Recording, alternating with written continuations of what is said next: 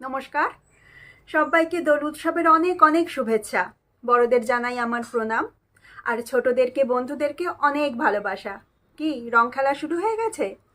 আমি জানি আজকের দিনটায় অনেকে অনেক অনেক রং খেলে, অনেকে খেলে না, খুব কম খেলে।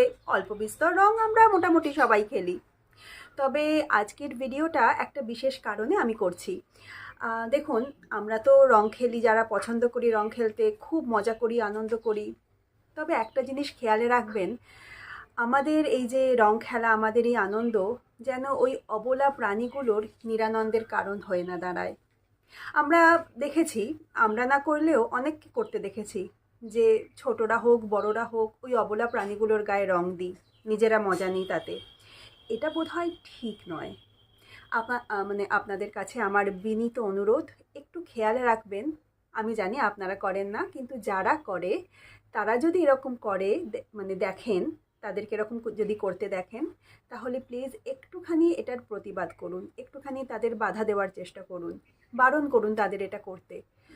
ওই প্রাণীগুলো তো অবলা, ওদের তো কষ্ট হয়, কিন্তু ওরা বলতে পারে না।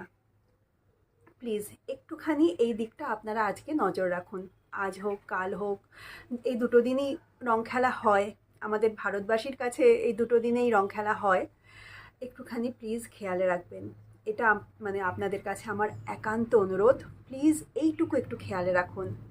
আর বাদবাকি খুব মজা করুন, রং খেলুন, ভালো মন্দ খাওয়া দাওয়া হবে, অনেক রকম মেনু তৈরি হয় বাড়িতে, আমি জানি, আমার বাড়িতেও হচ্ছে। আমিও যাচ্ছি একটু বাদেই রং খেলতে। অলমোস্ট একটু একটু শুরু হয়ে গেছে। হ্যাঁ, ভিডিওর জন্য একটু কায়দা করে রং মেখেছি, এরপরে ভূত হব। যাই হোক, যেটা বললাম একটু খেয়ালে রাখবেন।